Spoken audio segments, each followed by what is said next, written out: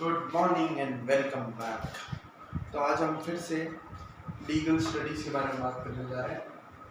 आज का टॉपिक पहले की तरह बहुत इंपॉर्टेंट होने वाला। एज एन एडवोकेट आप केसेस लाइक 302, 376 इनको डील कैसे करेंगे, आप इनको फाइट कैसे करेंगे,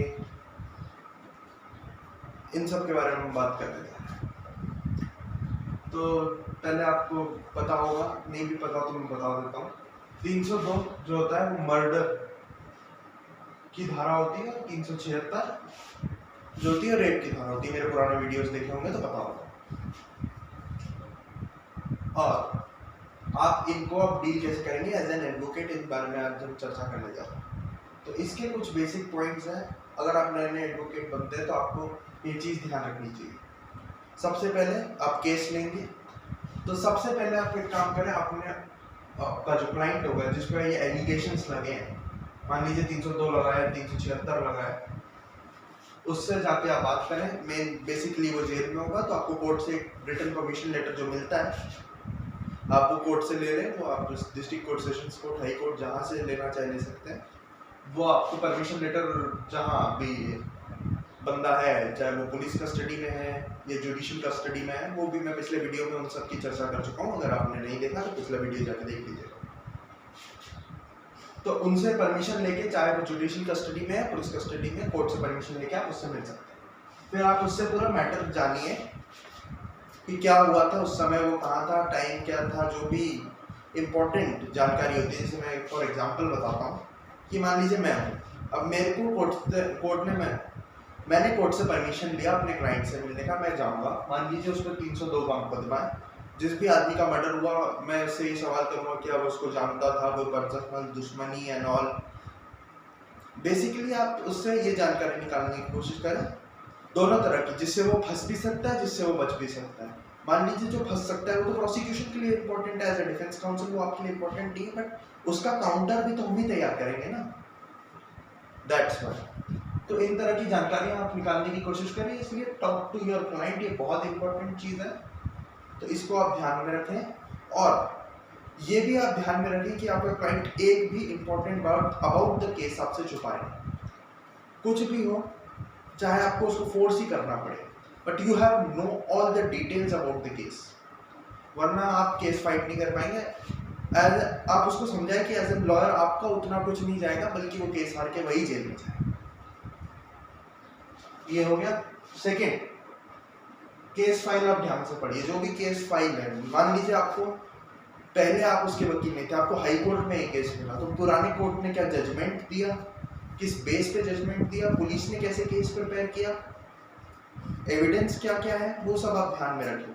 आपके अगेंस्ट में एविडेंस क्या है, आपके पक्ष में एविडेंस क्या है, जो विटनेसेस की गवाही हुई, किस विटनेस ने क्या बयान दिया, ये सब आप ध्यान में रखिए। पुराना जजमेंट अगर कोई है आपके क्लाइंट के खिलाफ, उसको आप रीड करिए, उसको आप पढ़िए और देखिए उसमें कुछ फैक्ट्स निकालने की कोशिश कीजिए जो आपका जो केस है उसको मजबूत कर रहा है। तो स्टडी ऑफ फाइल इसलिए जरूरी है, समझ में आ गया।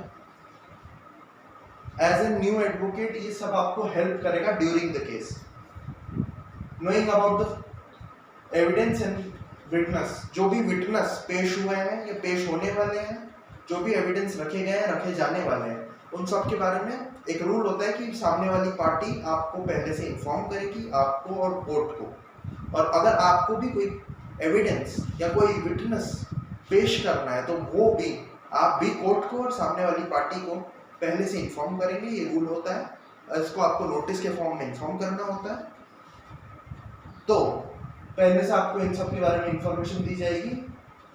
तो इन सब की छानबीन आप करके रखिए। विटनेस का लिंक आपके केस से क्या है, आपके क्लाइंट से क्या उसकी पुरानी दुश्मनी है, कहीं वो तो नहीं निकाल रहा है। और एविडेंस में आप डिफेक्ट्स ढूंढिए और फिर that leave it to the जज। You just have to find the defects कि ये डिफेक्ट है इस एविडेंस में, इसलिए इसको कंसीडर नहीं किया जा सकता। या टेक्निकल ग्राउंड्स पे ये जो standard you set for everyone, it is not reliable on my client because this evidence is not set the theme of the standard which you let for everyone. I hope आपको मेरी बात समझ में आ रही होगी। यही सेम चीज आपको कोर्ट को समझाना है एविडेंस के बाद। तो आप एविडेंस में डिफेक्ट ढूंढिए। देखिए कोई भी एविडेंस पुख्ता हर बार नहीं होता है, कुछ ना कुछ कमी उसमें होती है। तो मे भी आप सर्च कीजिए, know the facts about the case. पहले ही कह चुका हूं, हर एक छोटे बड़े फैक्ट पे, हर एक चीज पे ध्यान दीजिए।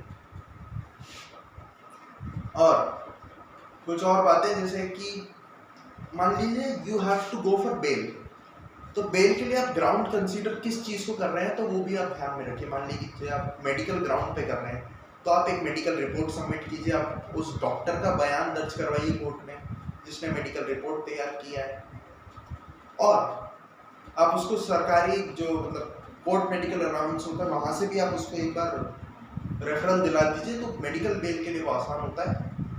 और वैसे भी अगर हम बात करें, इन केसेस में बेल मिलना बहुत मुश्किल होता है। इन केसेस में एंटीसिपेटरी बेल तो वैसे ही नहीं दी जाता है, बहुत कम मिलता है। वैसे बेल मिलना बहुत मुश्किल होता है इन केस में, तो उसके लिए भी आप एक स्मार्ट मूव कर सकते हैं। नॉट अ स्मार्ट मूव पर टेक्निकल मूव है। जैसे मान लीजिए कोई, जैसे मैंने कहा, केस के फैक्ट्स आपको पढ़ने होंगे, आपको विटनेसेस को गलत साबित करना होगा व्हाइल क्रॉस एग्जामिनिंग देम।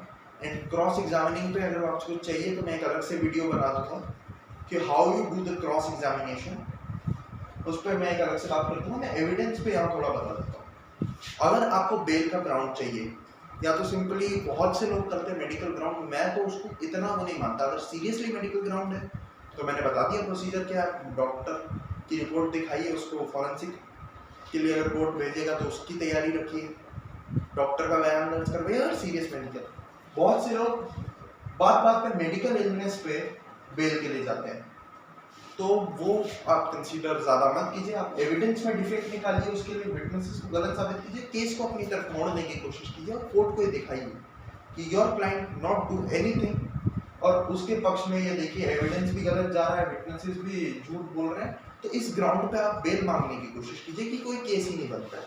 वो एक ज़्यादा स्ट्रॉन्ग पॉइंट रहेगा reliable go to medical allowance और any other stupid allowance. Because बहुत सारे लॉयर्स मैंने देखा है मेडिकल ग्राउंड पे बेल या फिर एज्ड ग्राउंड पे बेल। वाई? बहुत सारे आसाराम के केस में आपने देखा होगा कि I think so face surgery पे बेल मांगा गया था। व्हेन दी फेस सर्जरी, उसको कोर्ट ने तुरंत रिजेक्ट कर दिया था कि उनके माथे की सर्जरी होनी है। आसाराम पे 376 लगा था और पॉक्सो एक्ट भी लगा था। पॉक्सो एक्ट की यहाँ चर्चा होगी तो मैं वो बता देता हूँ। पॉक्सो एक्ट जो सेक्सुअल अब्यूज होता है छोटे बच्चों के साथ, जो 18 साल से नीचे की एज वाले बच्चे होते हैं उनके साथ जो सेक्सुअल अब्यूज होता है, उसको प्रोटेक्ट करने के लिए पॉक्सो एक्ट लाया गया था। और पॉक्सो में सजा बहुत खतरनाक दी जाती है, उसमें ऑटोमेटिकली 376 भी जुड़ जाता है पॉक्सो में। और पॉक्सो का सेक्शन 6 वो बहुत ही डेंजरस होता है और उसमें बेल मिलना बहुत ही मुश्किल होता है। वेल, अगर आप कुछ नहीं किए होंगे तो मिल जाएगी, वरना उसमें बहुत मुश्किल होता है। तो एक छोटा सा पॉक्सो का था। खैर, मैं मेडिकल ग्राउंड की बात कर रहा था कि आसाराम के फेस की सर्जरी होनी थी, उस पर शायद हाई कोर्ट या सुप्रीम कोर्ट में बेल मांगी गई थी। उसे तुरंत रिजेक्ट किया गया था that this was not a necessary thing for him, ये कह गए। तो मेडिकल ग्राउंड्स पे आप ट्राई ना करें। आप बेसिकली जो ग्राउंड्स मैंने बताया आप उन पर रिलाय करके देखिए, जेन्युइन है कि अगर आप विटनेसेस और एविडेंसेस को रॉन्ग प्रूफ करेंगे तो कोर्ट को भी दिखेगा कि हाँ डिफेंस ने इसको रॉन्ग प्रूफ किया है, यानी कि ये एक्यूज के फेवर में जाता है। एंड जब ये चीज एक्यूज के फेवर में जाएगा तो you have a ground to tell the court that this is on my client's favor, this is the mistake the prosecution or the other party does, and benefit of doubt के तहत आपको bell मिल सकता है। जैसे मैं आपको एक movie भी सजेस्ट करूंगा, 375 है उस मूवी का नाम। तो उस मूवी में जो था,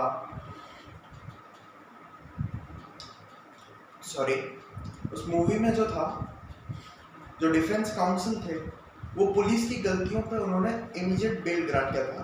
ऑल्दो उन्हें बेल नहीं दिया गया था, पर उनका आर्ग्यूमेंट बहुत ज़्यादा स्ट्रॉन्ग था। एज यू, अगर आप मूवी देखेंगे, अमेजोन प्राइम पर है, वो मूवी बहुत अच्छी है। वो आपको 376 के रिगार्ड में बहुत जानकारी दे देगी। 375 376 के रिगार्ड में। और उनका जो बेल आर्गुमेंट था वो बहुत ही स्ट्रॉन्ग था। उन्होंने पुलिस पर एविडेंस टैंपरिंग का सवाल उठाया था। एविडेंस टैंपरिंग क्या होती है?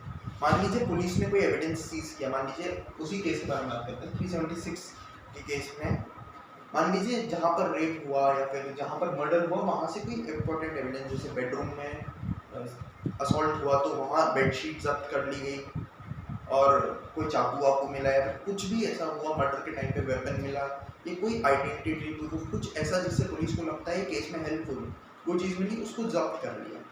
तो अब जो बात है कि चेन ऑफ कस्टडी ब्रोकन या फिर इन सब चीज़ की एविडेंस टैंपरिंग, तो ये मैं बात करता हूँ कि पुलिस ने उन सबको जब्त किया, अपनी कस्टडी में लिया उन सभी एविडेंसेस को। पुलिस को ऐसे केसेस में उनको फॉरेंसिक लेबोरेटरी में टेस्ट के लिए भेजना, पुलिस ने वो नहीं किया, उसे इनलीगली अपने पास रखा और उसे ने छेड़छाड़ करके अक्यूज को फंसाने की कोशिश की, उसे एविडेंस टैंपरिंग कहते हैं। ठीक है, आई होप आप इसको समझे होंगे। मिलेंगे नेक्स्ट वीडियो में। जय हिंद।